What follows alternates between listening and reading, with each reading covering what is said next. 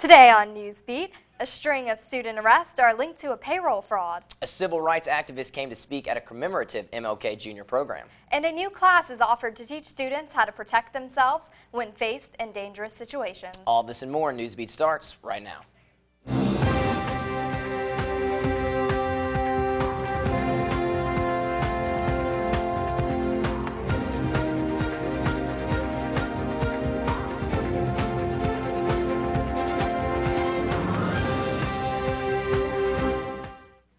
Good evening, Tigers, and welcome to Newsbeat. I'm Christian Bennett, and for Bess Casterly. And I'm Michael Edmondson. Thanks for joining us. Students got a perspective from civil rights speaker, Tiger TV reporter Claire Paradin, tells us about the commemorative event.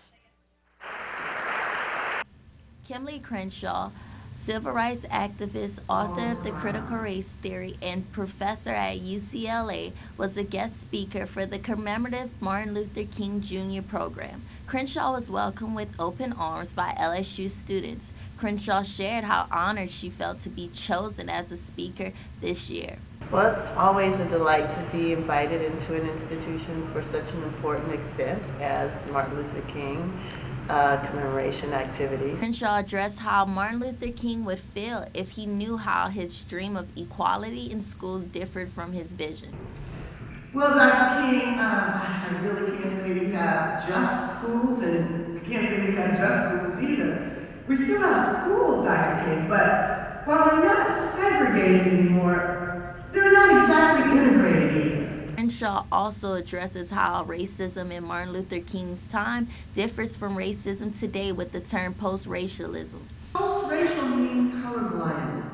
It doesn't matter whether the goal of using race is to segregate or to integrate. Coordinator of Multicultural Affairs explains why this event is so important to LSU students. And we try to encapsulate the meaning of Black History Month, but also Dr. Martin Luther King Jr. and his work. Crenshaw's speech showed LSU students that Martin Luther King's dream of equality has a long journey ahead. Obstacles that make equal opportunity a mere myth rather than a reality. Crenshaw hopes that students will learn about issues of race and be comfortable about expressing their views on race issues. Post-racialism might be a goal, but it's not currently a reality.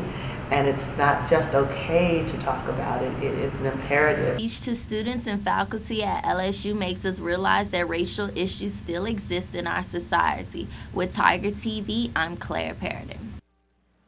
Crenshaw shares her critical race theory and lectures about racial issues nationally and internationally. Well, there have been more arrests linked to student payroll fraud on campus. 2 more students have been arrested due to accusations of falsifying payroll documents, bringing the total to 4 students arrested in the past month. The students were arrested after supervisors noticed irregularities in payroll logs. 2 students were arrested on counts of falsifying public records and 2 others on counts of falsifying timesheets. LSU Dean of Students Casey White says that the students are still enrolled in the university. White says students could face discipline for violating the student code of conduct. The punishment given for the university ranges from warning to expulsion. A representative from the Office of Bursar Operations and Thomas Boyd declined to comment on the issue because of it being an open case. But LSU Police Captain Corey Lalonde was open to discuss the consequences that these students may face. The 2 individuals that were charged with the public payroll fraud, that is a felony offense, and they can be fined up to $1,000, and they could face up to 2 years in prison or both if convicted. The students admitted to these accusations and will be disciplined accordingly. So, Christian, it was a pretty dreary day, and we even had some hail come out today. We did, yeah. Well, today was really dreary and gray. I'd love to get back the weather we were having last week. Today's highs reached 71 degrees with lows at 50 degrees. Wind speeds were at 3 miles per hour. We had a 50% chance of rain today and high humidity. Tonight, things are going to cool down a bit. We're looking at temperatures around 50 degrees with winds at 16 miles per hour and a 90% chance of rain. With all that rain, humidity, and wind, I think I'll be staying in tonight, but if you're braver than me, grab a raincoat on your way out. Thanks, Christian. Coming up next, we have information about how students can get involved with Groovin' on the Grounds. And a program that empowers women on and off campus. So don't go anywhere. Welcome back to Newsbeat. I'm Jordan Machida, filling in for Katie Stewart, keeping you organized with all things student organizations. This year at Groovin' on the Ground, students will have a unique opportunity to showcase their talents. This week, student government, in coordination with Students on Target, are wrapping up their application process for the Groovin' Student Showcase. The Groovin' Student Showcase is a performance-based competition in which selected students will have up to 15 minutes at Groovin' to perform. Student performances can include singing, dancing, acting, and many more options. Auditions will be held after the application process is completed, and if you are at all interested, applications are due this Friday by 4:30 p.m. to the Student Government Office. Also available at Groovin' this year for student participation is the Groovin' Art Contest. The theme for the art contest is student life, and all mediums will be accepted. Applications for this event are due Friday the 7th by 4:30 p.m. to the Student Government Office. In other student organization news, this week is filled with many free events that students can participate in. Later this evening, there will be an open discussion about how the theme of some hip-hop and R&B songs may be related to Black motherhood. The talk will be led by senior psychology major Ariel Brown and associate professor of child and family studies Cassandra Cheney. The discussion will be held in the African American Cultural Center, followed by a reception at the LSU Women's Center. Also on Thursday, February 27th, from 5 to 6:30 p.m. in the Student Union Red River Room, there will be a leadership exchange with Loyola University students. There is no purchase necessary to attend, but advanced registration is required and can be done at Campus Life's website. The event will teach students from both organizations the concept of leadership and leadership behavior. Along with that, there is Go Big Give Back Night at Chipotle from 6 to 9 p.m. 50% of the proceeds will go to Go Big Baton Rouge when you mention the service project at the register. Thank you for tuning in to this week's edition of Student Organization Spotlight. I'm Jordan Machida. Keep it organized, LSU, and I'm still always right. Back to y'all at the desk. Thanks, Jordan. Always interesting. Women on and off campus learned how to protect themselves a little better. Tiger TV reporter Lauren Graham tells us about the program that helps empower women.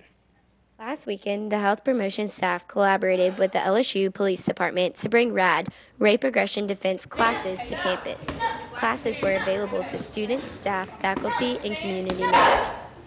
This 3-day session taught students to defend themselves when faced with a crisis. RAD, the Rape Aggression Defense System, is a program that empowers women, children, and seniors to create a safer future for themselves.